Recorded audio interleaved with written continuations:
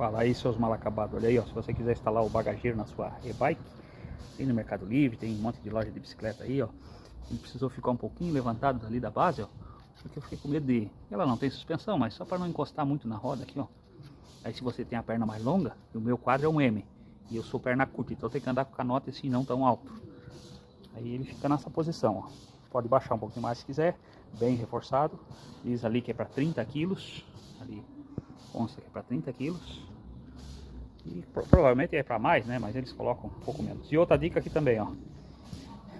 Não é para cair, mas da 8.0 já muitos relatos que caíram. Talvez dessa aqui também pode cair. Então compra um velcro desse no Mercado Livre. Tem compra de 50 centímetros.